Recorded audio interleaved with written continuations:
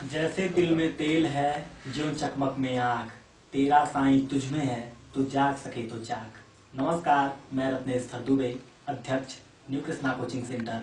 आप सभी को कोचिंग परिवार की तरफ से आंग्ल नव वर्ष की ढेर सारी शुभकामनाएं। कहते हैं ईश्वर ने जिसे भी धरती पर भेजा है, सबके भीतर कुछ न कुछ प्रतिभा देके भेजा है, लेकिन उनमें से चंद लोग ही ऐसे होते हैं जो अपने प्रतिभा का प्रदर्शन करके समाज में उत्कृष्ट बनते हैं। ऐसे ही दो उत्कृष्ट छात्र प्रमोद यादव और अंकित पांडे, जिन्होंने भारत सरकार द्वारा आयोजित नीट की परीक्षा में पहले ही प्रयास में सफलता अर्जित की है। यह सफलता हमारे कोचिंग को वर्ष 2019 में ही मिल गई थी, लेकिन हमने सोचा कि इस सफलता को नए साल में, नए साल के उपलक्ष्य में आप सभी से साझा करें। कहते हैं कभी कभी खराब अतीत वाले भी अच्छे भविष्य का निर्माण करते हैं। ऐसे ही एक छात्र प्रमोद यादव, जिन्होंने नीट की परीक्षा में सफलता अर्जित की है, वह न्यू कृष्णा कोचिंग सेंटर से कक्षा 3 से लेकर कक्षा 10 तक की पढ़ाई की है। पढ़ने में तो औसत छात्र रहे शुरुआती दिनों में, लेकिन इनका कड़ा प्रयास ही था, मेहनत थी, मन में लगन था और कुछ नया कर गुजरने का जज्बा था, जिसने इन्हें नीट की परीक्षा में उत्तीर्ण कराया। और परीक्षा में जिन दो छात्रों ने इस कोचिंग से सफलता अर्जित की है, यदि मैं आपको उनका परिचय दूं, तो पहले छात्र जो हैं प्रमोद यादव, इस कक्षा में, इस कोचिंग संस्थान में वो कक्षा 3 से लेकर के कक्षा 10 तक की पढ़ाई किए हैं। और दूसरे छात्र जो हैं अंकित पांडे, वो कक्षा 6 से लेकर के कक्षा 10 तक की पढ़ाई इसी संस्थान से की है। दोनों के भीतर जज्बा, जुनून, लगन और पढ़ाई के प्रति जो सम्मान रहा है, ईमानदारी से इन्होंने प्रयास किया है, जिसकी बदौलत उन्हें इतनी बड़ी सफलता इन्होंने अर्जित की है। आज हम इन दोनों छात्रों से मुखातिब होंगे और आप सबसे हम रूबरू कराएंगे, जानेंगे कि पढ़ाई के दौरान इनकी रणनीति क्या थी। जब ये तैयारी कर रहे थे नीट की परीक्षा की, उस दौरान इनकी मनोदशा क्या थी और सफलता मिलने के बाद इनकी मनोदशा क्या है, कितने खुश हैं ये, इन सारे पहलुओं पे हम चर्चा करेंगे। और आपसे मैं परिचय करा दूं, आप हैं प्रमोद यादव जी और आप हैं अंकित पांडे जी। ये दोनों, तो आइए इनसे रूबरू होते हैं। पहला सवाल मेरा प्रमोद जी आपसे, आप अपने जी प्रमोद जी बताइए। मेरा नाम प्रमोद यादव है। मैं ग्राम डढ़िया बानी टोला नगवा खास से हूँ जी। मेरे पिता का नाम श्री जैन रायन यादव है एवं मेरे माता का नाम स्वर्गीय श्रीमती सोनमती देवी है। मैं इस न्यू कृष्णा कोचिंग सेंटर में कक्षा 3 से लेकर कक्षा 10 तक पाठ्यक्रम किया हूँ। यहाँ पे मेरे बहुत सारे अनुभव हैं। कृष्णा सर ने मुझे बचपन से लेकर कक्षा 3 से, जब मैं छोटा था, उसमें मुझे पढ़ने उतना अच्छी से तरह नहीं आता था, मैं प्रोनाउंसिएशन भी नहीं कर पाता था अच्छे से। तब उस समय भी कृष्णा सर ने मेरा साथ दिया। उस समय कृष्णा सर ने मुझे 3-3 घंटे तक, यहाँ तक कि मेरी कमजोरियों को उन्होंने अच्छी तरह से देखा, समझा और उसे आगे विकसित किया ताकि मैं आगे चल के कुछ कर सकूँ। उन्होंने कुछ सालों बाद मेरे अंदर चेंजेस आना स्टार्ट हो गया और मैं धीरे धीरे कक्षा में 3rd आया, फिर उसके बाद 2nd आया, फिर उसके बाद प्रथम स्थान आया। क्या बात है। इसका मतलब ये हुआ, ये नहीं है कि कोई कमजोर बच्चा आगे नहीं बढ़ सकता। बिल्कुल बिल्कुल, बस सिखाने वाला अच्छा होना चाहिए। और मैं इस न्यू कृष्णा कोचिंग सेंटर में बहुत अच्छी अच्छी बातें सीखा हूँ, जिससे यहाँ तक अपनी काबिलियत को आगे पहुँचा पाया हूँ और यहाँ खड़ा हूँ। इसमें यही सब आप कोचिंग से जुड़ा अपना अनुभव साझा करें। जी, मेरा नाम अंकित पांडे, मेरे पिताजी का नाम मिस्टर दिलीप कुमार पांडे, मेरी माताजी का नाम मिसेस गीता पांडे। मैं ग्राम पोस्ट परसाड़ से हूँ और इस कोचिंग में मैं कक्षा 6 में आया था। और इस कोचिंग में आने का बस एक था कि प्रमोद को देखा मैंने, हम दोनों एक साथ स्कूल में पढ़े हैं, तो ये मैथ और साइंस दोनों में ये हमेशा अव्वल रहता था। अच्छा। और मैं एक बार की बात है, ये मैथ में पाया था 94 और मैं उसका उल्टा 49 पाया था। तो मतलब बहुत सोचा कि मतलब प्रमोद हर बार पाता है, मैं भी पढ़ता हूँ लेकिन नहीं कर पाता। तो फिर मैं पापा से बोला, तो पापा बोले कि मतलब पूछो प्रमोद कहाँ कोचिंग करता है।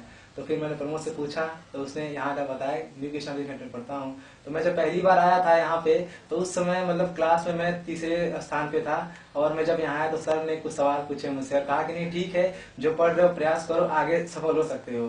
तो मैं यहाँ से दोबारा चला गया, कोचिंग में नहीं आया। लेकिन 6-7 महीने बाद फिर जब मैं नहीं आगे बढ़ पाया अपनी कोशिश के बाद भी, तो आखिर मुझे यही लगा कि नहीं, कोचिंग में जाने से ही मैं आगे बढ़ पाऊंगा। और जब मैं इस कोचिंग में आया तो उस समय उस समय तो बच्चे कम थे, लेकिन हाँ ये था कि पढ़ाने वाले टीचर जितने भी थे बहुत अच्छे थे यहाँ पे।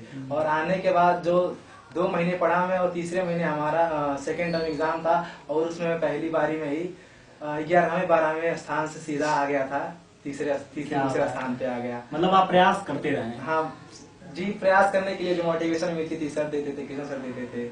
कुछ प्यार भी था, कुछ डांट भी थी, दोनों से। और ये था कि क्लास में सर कंपटीशन रखते थे हम लोगों के बीच में, चॉकलेट बांटा करते थे। तो उससे ये रहता था कि हम चॉकलेट पाएं, हर मंडे को हम कॉपी पेन ले जाएं, हर वीकली मंथली टेस्ट में बैग हम ले जाएं। और ऐसा हुआ भी था, जो हमारा फाइनल टर्म एग्जाम होता था यहाँ कोचिंग में, तो जो कंपटीशन एग्जाम होता था क्लास 9-10 का, तो उसमें हम लोग 3 साल तक बराबर में फर्स्ट आए हुए हैं। यहाँ पे प्राइज तो आप देख सकते हैं कि बच्चों को प्रोत्साहित यदि करना है तो उनको समय समय पे पुरस्कृत भी करना चाहिए।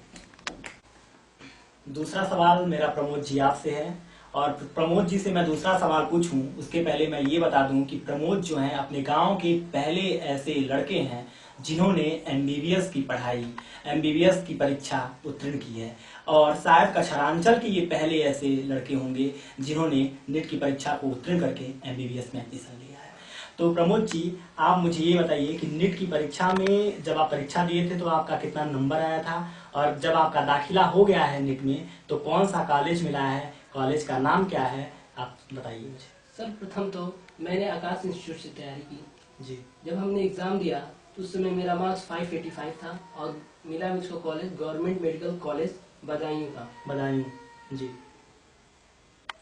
और यही सवाल अंकित जी मेरा आपसे भी है, और अंकित के बारे में मैं इतना ही बोलना चाहूंगा कि अंकित शुरू से ही मेधावी छात्र रहे हैं। इन पढ़ाई के प्रति इनका लगन, इनकी मेहनत, इनका जज्बा, इनका जुनून और पढ़ाई के प्रति इनकी ईमानदारी, इन दोनों की ईमानदारी जो यहाँ तक इन्हें खींच कर लाई है।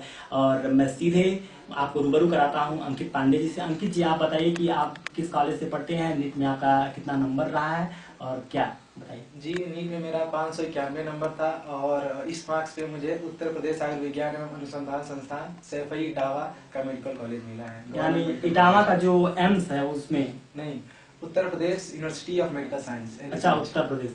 ये इटावा में इनका हुआ है दाखिला और बदायूं में इनका दाखिला हुआ है। अगला सवाल अंकित जी मेरा आपसे है कि अगर आप, जाहिर सी बात है आप एमबीबीएस की पढ़ाई कर रहे हैं तो भविष्य में डॉक्टर ही बनेंगे, तो जब आप डॉक्टर बन जाएंगे तो आपकी प्राथमिकता क्या होगी? जी, सबसे पहला काम मैं ये करूंगा कि जिस संस्था से, जिस कोचिंग सेंटर से मैं आगे बढ़ा हूँ, जहाँ से मुझे मोटिवेशन मिली है, सही गाइडेंस मिली है, तो उस कोचिंग को मैं और आगे बढ़ाने की कोशिश करूंगा। जैसे कि अभी हम ये जो भी है उतना विकसित टाउन है, उतना विकसित है नहीं, तो लोग कई सारी परीक्षाओं के बारे में नहीं जानते हैं। जिस सरकार की जो भी हमारी भारत सरकार परीक्षाएं आयोजित करती हैं उनके बारे में नहीं जानते, जैसे एनटीएससी और केवीपीवाई, ऐसे परीक्षाओं के बारे में नहीं जानते हैं। मैं इस परीक्षा का जिक्र एक बार सही से कर चुका हूँ कि ऐसी परीक्षाओं की तैयारी भी अगर हमारे यहाँ कोचिंग के बच्चों को कराई जाए, जो कि 6 से और 8वीं क्लास से शुरू हो जाती हैं, तो यहाँ के बच्चे जब बाहर जाएंगे तो या तो जेईई मेंस का एग्जाम या नीट का एग्जाम या आईएएस पीसीएस जिसकी भी तैयारी करनी है उनके लिए बहुत आसान होंगी। क्योंकि जैसे हम लोग जब गए थे तो इतना कुछ नहीं जानते थे, जाने के बाद हमें बहुत सहना पड़ा। 11वीं तक तो मतलब मार्क्स नहीं पाते थे अच्छे, लेकिन ये था कि घर से मोटिवेशन मिलती थी, कोचिंग से भी बात होती थी, तो हार नहीं माने, तो मेहनत किए थे। हम चाहते हैं कि ये कठिनाई हमारे जो भी बच्चे यहाँ इस संस्था में पढ़ते हैं उनको ना झेलनी पड़े। तो ये सारी जो भी स्कीम है गवर्नमेंट की पढ़ाई की, हम यहाँ पे बताते रहेंगे। बहुत सही। प्रमोद जी, आपसे मेरा है कि जब आप भविष्य में डॉक्टर बन जाएंगे तो आपकी प्राथमिकता क्या होगी? क्या आप भी वैसे ही डॉक्टर बनेंगे क्या कि पैसे के अभाव में कई बार देखा जाता है कि फर्श पे मरीज तड़फड़ाता रहता है लेकिन पैसे के अभाव में डॉक्टर उसका इलाज नहीं करते हैं, तो क्या आपकी प्राथमिकता क्या होगी कि इस तरह के मरीजों के साथ आप किस तरह का बर्ताव करेंगे? सर्वप्रथम जब मैं डॉक्टर बन जाऊंगा तब मैं सबसे पहले जो गरीब बच्चे होंगे जी, मैं तो सोचता हूँ कि गरीब बच्चों को मैं कुछ बच्चों को पढ़ाऊंगा पहले तो, और जो कोचिंग संस्था के बच्चे हैं मैं टाइम निकाल के आऊँगा और उनको मोटिवेट करूँगा। क्योंकि अधिकतर बच्चों में जो कमजोर बच्चे होते हैं वो अधिकतर बैक बेंचर्स होते हैं, पीछे बैठते हैं, और जब उनको समझाऊंगा तो वो भी आगे बढ़ने की कोशिश करेंगे, क्योंकि वो मेरे अंदर अपने आप को पाएंगे और मुझसे कुछ सीख लेंगे और आगे बढ़ने की कोशिश करेंगे। बिल्कुल बिल्कुल बिल्कुल करेंगे कोशिश। प्रमोद यादव और अंकित पांडे जी को संवारने में इस संस्था का बहुत बड़ा योगदान रहा है। यहाँ के गुरुजनों का, जितने भी गुरुओं ने इन्हें पढ़ाया है, सबका योगदान रहा है। अभी तो फिलहाल मेरे साथ इस संस्था के जो संरक्षक हैं आदरणीय श्री कृष्णा त्रिपाठी जी और यहाँ के एक वरिष्ठ अध्यापक आदरणीय श्री रजनीश दुबे जी हैं। मैं अब आगे उनसे भी मुखातिब होऊंगा, इन दोनों बच्चों के बारे में उनसे उनकी जुबानी भी जानेंगे। लेकिन एक आखिरी सवाल और आप लोगों से है। अंकित जी, आप बताइए कि जब आप इस कोचिंग में पढ़ने वाले छात्रों के बारे में क्या बोलना चाहेंगे, और जो बच्चे प्रवेश लेना चाहते हैं इस संस्था के बारे में उनको क्या संदेश देना चाहेंगे, और जो बच्चे नीट की तैयारी कर रहे हैं, कई बार प्रयास कर रहे हैं, असफल हो जा रहे हैं और कई बार तो वो छोड़ देते हैं कि अब हमसे नहीं हो रहा है, अब हम तैयारी नहीं करेंगे, ऐसे लोगों के बारे में आप क्या संदेश देना चाहेंगे? जी, जो बच्चे नीट की परीक्षा कई बार दे के मतलब उनका ड्रॉप हो जाता है, नहीं निकाल पाते हैं, तो उनके लिए ये कहूंगा कि मतलब हार नहीं मानना चाहिए और हर समय हर बार ये सोचना चाहिए कि इस बार नहीं तो अगली बार और अच्छा करें, और जो पिछली बार नहीं हुआ तो जो कमजोरी है ना उससे थोड़ा भूल के और अपने अंदर एक नया कॉन्फिडेंस लाना चाहिए और परीक्षा देनी चाहिए। ऐसा नहीं कि नहीं निकला तो हार मान के बैठ गए, तो इससे सफलता नहीं मिलती है। और इस कोचिंग के बच्चों के बारे में मैं ये कहना चाहूंगा कि हम भी यहीं से पढ़ के गए हैं, तो जैसे हम पढ़े हम वही बता सकते हैं कैसे पढ़े हैं। तो हम तो ऐसे पढ़े हैं जो हमारे टीचर्स यहाँ बताते थे, जो भी यहाँ पे टीचर्स पढ़ाते थे कि ऐसा घर पे ऐसे पढ़ना चाहिए, क्लास में कंसंट्रेशन से पढ़ो। तो हम भी वही कहेंगे कि वो अपने टीचर्स की बात माने और अपना पूरा दें। जो भी है कि नहीं पढ़ाई में मन लगता है तो पढ़ाई टेंशन है तो पढ़ाई को टेंशन ना लें, अपने जीवन की एक जैसे जीवन शैली होती है उसकी पढ़ाई को उस हिसाब से लें तो आगे बढ़ जाएंगे। निसंदेह यह कोचिंग के लिए बहुत बड़ी सफलता है कि यहाँ के 2 छात्रों ने नीट की परीक्षा में जो भारत सरकार द्वारा आयोजित होती है उन परीक्षा में उत्तीर्ण हुए हैं, पास किए हैं और दाखिला भी मिला है इन्हें सरकारी स्कूलों में। और अगला सवाल मेरा प्रमोद जी आपसे है कि आप इस कोचिंग के बच्चों को क्या कहना चाहेंगे, और कोचिंग में जो बच्चे प्रवेश लेना चाहते हैं उन बच्चों को क्या संदेश देना चाहेंगे, और जो बच्चे तैयारी कर रहे हैं, नीट की तैयारी कर रहे हैं, उन बच्चों को क्या संदेश देना चाहेंगे? जहाँ तक मेरा अनुभव है, 8 साल का अनुभव है, आप सभी तो इससे जानते हैं। बिल्कुल। यहाँ पे सारे टीचर्स एकदम माता पिता की तरह ट्रीट करते हैं। जैसे हमारे आदरणीय कृष्णा त्रिपाठी जी और हमारे आदरणीय महोदय रजनीश सर जी, दोनों ने बहुत ही अच्छा योगदान दिया है हमारे चरित्र को विकास करने में। रजनीश सर ने ही हमें बताया था, तुम लोग अगर क्लास 10th के बाद ही जाओगे तो तुम्हारे 2 साल बचेंगे। उन्होंने ही हमें बताया था, तब हम लोग गए थे दिल्ली और वहाँ पे अपने मन लगा के पढ़ाई किए थे। तो जो भी बच्चे आएंगे उनको भी ये माता पिता की तरह ट्रीट करेंगे तो उनका भी चरित्र विकास होगा। इसलिए मैं मानता हूँ कि जो बच्चे कृष्णा कोचिंग में आएंगे सर अपना वहाँ पे दया दिखाएंगे, अपनी कृपा दिखाएंगे और उन बच्चों का विकास करने में योगदान अपना देंगे। और नीट की तैयारी करने वाले बच्चों को आप क्या संदेश देना चाहेंगे? नीट की तरह जो बच्चे तैयारी करते हैं, मैंने अपने कॉलेज और अधिकतर कॉलेज में देखा है कि ज्यादातर 2nd या 3rd अटेम्प्ट वाले बच्चे ही होते हैं। इसलिए मैं आशा करता हूँ कि वो डिमोटिवेट ना हो और लगातार प्रयासरत रहें और प्रयास करते रहो, एक दिन उनको सफलता अवश्य मिलेगी। तो आप देख सकते हैं कि इन बच्चों का सीधा कहना है कि अगर आप प्रयास करेंगे अपने जीवन में, यदि आप प्रयासरत हैं, अगर आप हार नहीं मानेंगे, निरंतर प्रयास करते रहेंगे तो आप एक ना एक दिन सफल अवश्य होंगे। तो आइए प्रमोद यादव और अंकित पांडे को पढ़ाए, जो बचपन से जिन गुरुजी लोगों ने पढ़ाया है उनमें से 2 गुरुजी यहाँ पे हमारे समक्ष बैठे हुए हैं, उन्हीं की जुबानी जानते हैं इन बच्चों के बारे में। तो सबसे पहले मैं आपको मुखातिब कराता हूँ न्यू कृष्णा कोचिंग सेंटर के संरक्षक आदरणीय श्री कृष्णा त्रिपाठी जी को, और जानते हैं अंकित पांडे और प्रमोद यादव के बारे में उनसे। सर आप प्रमोद यादव और अंकित पांडे के बारे में क्या कहना चाहेंगे, क्योंकि आप शुरू से इन बच्चों को पढ़ाए हैं और आपसे बेहतर कौन जान सकता है इनके बारे में? देखिए रत्नेश जी, ये तो मेरे लिए बहुत ही गौरव का पल है कि जो इंटरव्यू दे रहा है वो भी हमारे शिष्य हैं और जो इंटरव्यू ले रहा है वो भी हमारे शिष्य हैं। सबसे बड़ा गौरव का पल तो हमारे लिए ये है कि आप उस लायक हैं जो इन बच्चों का इंटरव्यू ले रहे हैं, और इस बच्चे उस लायक हुए हैं कि बच्चे इंटरव्यू दे रहे हैं। आपने भी बनारस हिंदू यूनिवर्सिटी विश्वविद्यालय में जो अभी जल्द ही आपको सम्मान मिला है, इससे भी हम बहुत गौरवान्वित हैं। पूरा कोचिंग परिवार को बहुत गौरव है, बहुत बड़ी बात है। और अंकित प्रमोद ने तो जो उपलब्धि हासिल की है वो दिल जीत लिया है। यह पल बहुत पहले हम लोगों के सामने आया था, तभी दोनों बच्चे एक एक डिब्बा मिठाई लेके और गेट के अंदर एंट्री कर रहे थे। अंदर मन में लड्डू फूटने लगे कि क्या हुआ है, मिठाई हाथ में है, लग रहा रिजल्ट अच्छा आया है। दोनों बच्चे आए और ऑफिस में आए और पैर छुए और बताएं कि सर जी मेरा नीट में इतना अच्छा रैंक है, इतना बढ़िया नंबर है और हम सरकारी विद्यालय में हमारा प्रवेश निश्चित हो गया है। मन बहुत प्रसन्न हुआ, खुशी भी हुई, मन भावुक भी हुआ। इसलिए खुशी हुई कि उन बच्चों को जो क्लास 3 से और 10 तक जिन बच्चों का मार्गदर्शन देने का मौका मिला, हम सबसे बड़े आभारी इनके माता पिता, इनके अभिभावक के हैं, जिन्होंने हमको ये मौका दिया। हम सभी अध्यापक पे, इस संस्था पे विश्वास दिखाया कि हाँ, ये बच्चा इस संस्था में पढ़ के इस उपलब्धि को हासिल कर सकता है। सबसे बड़े आभारी हम इनके माता पिता, इनके अभिभावक के हैं। उनका भी बहुत बड़ा अहम योगदान रहा है। रही बात इनको पढ़ाने की, तो हम सभी से ये कहेंगे कि बच्चों को पढ़ाई को लेके बहुत दबाव देने की आवश्यकता नहीं है। बाकी एक्टिविटी पे आप दबाव दीजिए। अगर वो अच्छा बिहेवियर नहीं करता है, गलत रास्ते पे जाता है, ठीक है। पढ़ाई में हर हाल में बच्चे का इंटरेस्ट कैसे आए, इस पे ज्यादा फोकस होना चाहिए। जब बच्चे का पढ़ाई में इंटरेस्ट आ जाएगा तो अभिभावक की और जो भी मार्गदर्शन की भूमिका निभा रहे हैं, मार्गदर्शक की भूमिका निभा रहे हैं, उनकी ड्यूटी कम हो जाएगी। वो सीधा चल पड़ेंगे जब उनका इंटरेस्ट आ जाएगा। तो हमारा आशय इनका पढ़ाई में इंटरेस्ट कैसे आए, इसी पर ज्यादा रहा है। रही बात अंकित की, अंकित शुरू से बहुत ही अच्छे स्टूडेंट रहे हैं और प्रमोद शुरू से बहुत ही अच्छे लड़के रहे हैं। दोनों लोगों में कोई कमी नहीं रही है। प्रमोद चूंकि शुरुआती दिनों में ऐसे विद्यालय में इनका प्रवेश नहीं हो पाया था जिससे इनके अंदर बहुत अच्छा बदलाव आ पाया, तो निश्चित रूप से शुरू में पढ़ाई में बेहद कमजोर थे और ऐसे ही कमजोर थे जैसे कभी रत्नेश थे।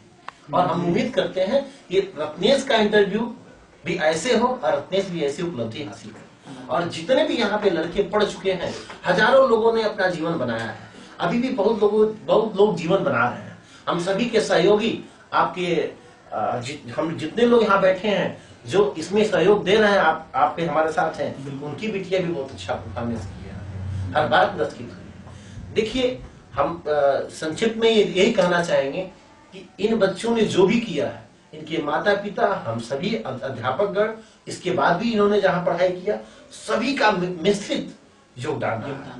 यह जरूर है कि यह सौभाग्य की बात रही है कि हमारे पास ये समय ज्यादा दिए हैं, हम इनको ज्यादा बेहतर बनाने में 8 साल 9 साल तक मौका मिला है। और मुझे याद है कि बच्चे पढ़ाई में बहुत अच्छे थे, इसके अलावा किसी भी एक्टिविटी में इनका मन नहीं लगता था। ये सबसे बड़ा प्लस पॉइंट था। दूसरी बात, दोनों का कॉम्बिनेशन, अभी अंकित जी ने आपको बताया कि जब प्रमोद के नंबर अच्छे आने लगे तो अंकित के मन में आया कि क्यों प्रमोद का नंबर अच्छा आने लगा, आखिर इतना कमजोर बच्चा अचानक इतना अच्छा कैसे हो गया। तो वो ढूंढा तो उसको पता चला कि अरे ये तो कोचिंग ज्वाइन किया है। वो कोचिंग में आया, उसे लगा कि नहीं कोचिंग क्या करेगा, फिर वापस रिटर्न चला गया। फिर उसको लगा नहीं, पूरा प्रयास करने के बाद भी प्रमोद आगे ही बढ़ रहा है। तो अब प्रमोद के आगे बढ़ने की बात नहीं थी, वो आपस में ईर्ष्या वाली बात नहीं थी। ये सोचता कि प्रमोद के साथ हम रहे, कभी प्रमोद से आगे जाने की बात नहीं होती थी। इन दोनों के नंबर में कभी ये नहीं होता कि हमारा नंबर ज्यादा है उसका कम है ना, हम लोग बराबर रहेंगे, यही प्रयास इनका रहता था। आपस में ईर्ष्या रूपी कोई कंपटीशन नहीं होता था। यानी इनके सफलता में इनकी माता पिता का, सभी अध्यापक गण का, साथ साथ इनका कॉम्बिनेशन भी बड़ा योगदान किया। और एक बात, इनको हम पढ़ाई से हटके हमने कहा थोड़ा सा आप प्रैक्टिस कीजिए, थोड़ा सा कोई प्रोग्राम में भाग लीजिए। तो अंकित और प्रमोद को जिम्मेदारी दी गई, इनकी 5 लोगों की टीम हुई, इन्होंने एक ड्रामा तैयार किया। और ड्रामा, यहाँ पे जो कल्चर प्रोग्राम होता है बसंत पंचमी के दिन, उस दिन ये ड्रामा करने की बात इन्होंने रखा। हमने कहा ठीक है कर दीजिए ड्रामा। तो चूंकि इनका ज्यादा ध्यान पढ़ाई पे था, कल्चरल एक्टिविटी पे थोड़ा कम था, तो जब ये प्रोग्राम करने गए उस दौरान इनके प्रोग्राम में थोड़ा सा डिस्टर्बेंस हुआ। तो ये नीचे आए, अब बोले सर मेरा परफॉर्मेंस कैसा रहा। हमने कहा कि जिस काम के लिए गए थे वो बखूबी निभाया। तो उसने कहा, इन्होंने कहा क्या सर, हमने कहा नाटक करने गए थे, नाटक करके आए। तो ये बड़ा कभी कभी हम सोचते हैं, सारी बातें सब बातें याद आती हैं। तो ये सब चीजें हैं। और दूसरी बात, आजकल के युवाओं में जो कमियां, जैसे बिना वजह का मोबाइल चलाना, व्हाट्सएप, फेसबुक, ये सारा इनका क्लोज था तब तक जब तक इनका एमबीबीएस में चयन नहीं हो गया। और जब चयन हुआ है तब ये अपने अंदर बदलाव ला रहे हैं। यानी पेशेंस रखना होगा, आप सफल निश्चित होंगे, लेकिन पेशेंस रखिए, ईमानदारी से मेहनत कीजिए। माता पिता, गुरुजन जो भी आपको मार्गदर्शन दे रहे हैं उनके बातों को ध्यान रखिए, क्योंकि वो कतई आपका गलत नहीं चाहेंगे, हम हर हाल में आपका भला ही चाहेंगे। और यह हम सभी के लिए बहुत ही गौरव का पल है। लेकिन हम सभी के साथ साथ इनका प्रयास रहा है। अगर ये प्रयास नहीं करते तो आज ये दिन नहीं आता।